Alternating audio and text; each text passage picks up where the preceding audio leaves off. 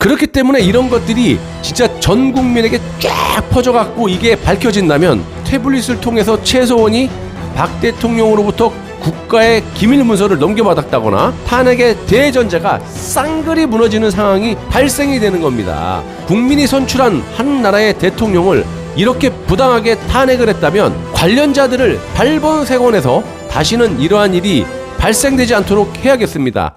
반갑습니다. 자유민주주의 방식입니다. 자, 오늘 5월 18일 화요일이고요. 자, 오늘은 무슨 날인 줄 아시죠? 다 아시니까 뭐 특별히 말씀드릴 건 없고요. 자, 그렇지만 우리는 우리가 할 일만 하면 되는 거예요. 남들이 무슨 짓을 하든지 간에 오로지 우리는 국가와 국민을 위한 노력을 해야 됩니다. 저도 그러기 위해서 열심히 애국방송 시작해 보겠습니다. 자, 여러분, 제가 내각제 세력을 견제하기 위한 그런 방법 중에 요즘 그 박근혜 전 대통령의 억울한 옥살이, 그러니까 탄핵의 부당함을 전 조선일보 우종창 기자의 책을 인용해서 방송을 해드리고 있는데요. 이 진실을 알리는 부분도 있지만 이것이야말로 국가와 국민을 살리는 지름길이라고 나름 판단을 했기 때문입니다. 자, 어떤 특정인을 좋아해서도 아니고요. 싫어해서도 아닙니다. 아실만한 분은 저에 대해서 잘 아실 겁니다. 자, 오로지 진실은 꼭 국민들에게 알려야 하고 또 저는 알리고 싶습니다. 자, 그래서 우종창 기자님의 탄핵 백서와 또 한 분이 계시는데 이 변희재 씨라고 최순실의 태블릿 PC에 대해서 아주 전문적인 지식과 커리어를 가지고 책을 썼습니다.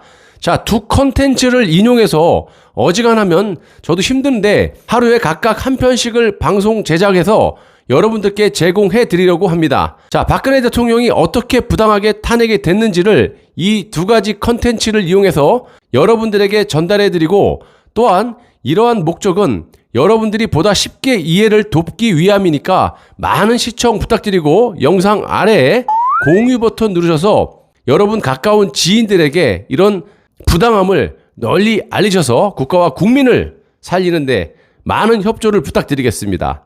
자, 그럼 태블릿 사용 설명서 제1탄의 부제목은 태블릿으로 탄핵을 쏟아입니다. 이 제목이 약간 썸네일하고 바뀔 수도 있어요. 예. 그런 점 좀 참고해 주시고요. 자, 여러분들, 어르신들 중에 뭐 많은 분들이 아시겠지만 그래도 태블릿이 뭔지 잘 모르시는 분들을 위해서 여기 사진 보시면 요거예요. 예. 핸드폰보다 좀 크고 뭐 컴퓨터 기능도 하는 것도 좀 있고 어떤 제품은 뭐 핸드폰 기능도 있고 뭐 그렇습니다. 그래서 요렇게 생긴 거 여러분들도 보셨을 거예요. 요게 태블릿 PC입니다. 그래서 휴대하기 좋기 때문에 많이들 사용하고요.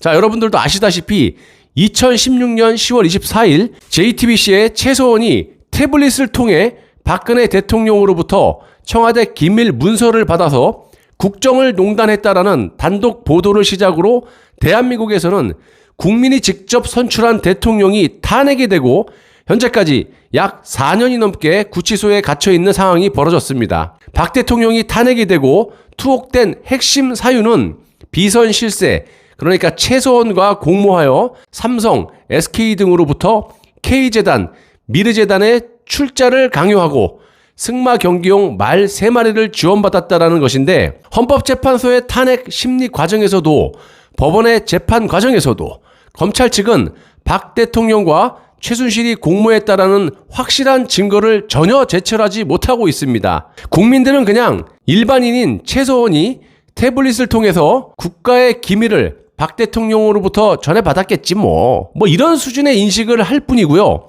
오히려 검찰은 바로 이러한 국민 인식을 이용해가지고 박 대통령에게 무려 30년형을 구형하게 됩니다. 당시 수사팀장은 여러분들도 아시다시피 윤석열 전 검찰총장이었죠. 자, 그런데 태블릿은 보도 당시부터 지금까지 무수한 의혹과 논란에 휩싸였고요. 태블릿이든 스마트폰이든 소유자나 실사용자는 핸드폰 대리점에 가서 직접 개통한 개통자를 최우선순위로 올려놓는다고 합니다. 뭐 상식이잖아요. 자, 그런데 JTBC와 검찰은 박근혜 정부의 청와대 행정관이었던 김한수가 2012년 6월 22일 직접 대리점에서 자신의 회사인, 그러니까 김한수의 회사인 주식회사 마레이나 컴퍼니의 명칭으로 개통했다라고 밝힙니다.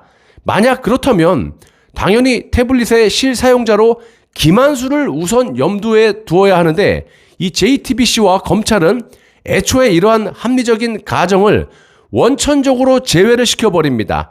또 김한수는 검찰과 특검 수사에서 고 이춘상 보좌관의 요청으로 태블릿을 개통한 뒤에 곧바로 그에게 건네주었을 뿐 그 이유는 모른다 라고 진술을 했고요. 여기서 잠시 이 정권 들어서 의문사가 상당히 많죠.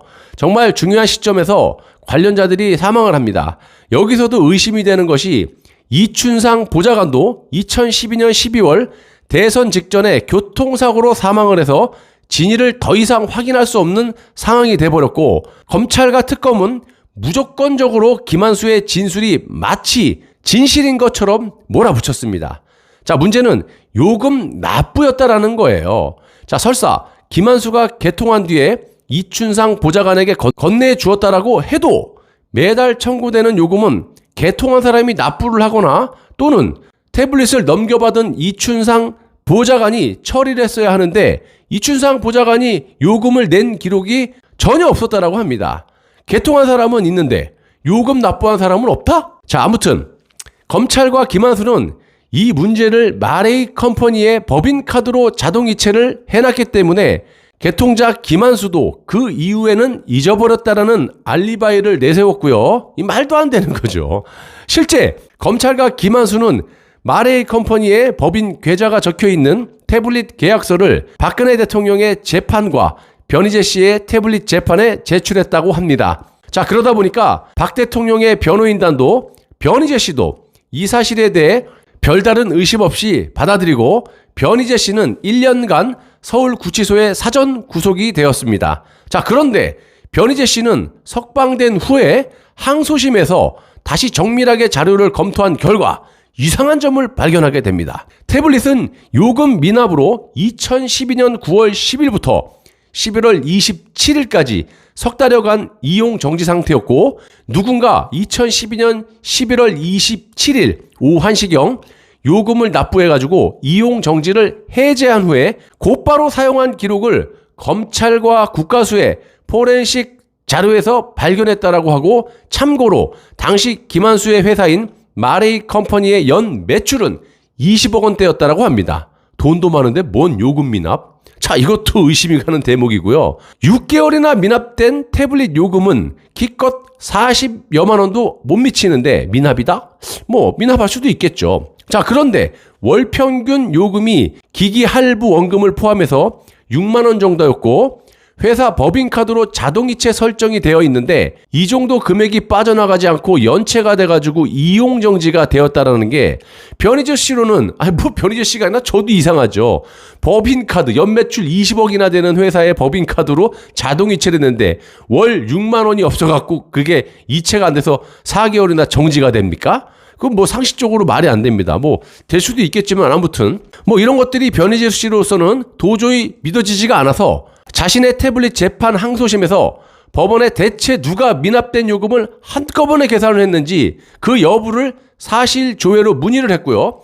기록상으로 요금을 납부하여 이용 정지를 해제하자마자 곧바로 태블릿을 사용해 박 대통령의 대전 유세 자료를 다운받는 등 그런 이용을 했기 때문에 요금 납부자가 곧 태블릿 실사용자였다라고 하면서, 특히 2012년 11월 27일이 바로 당시 대선의 선거운동 첫날로 박 대통령은 이날 대전 유세를 시작했다라고 합니다.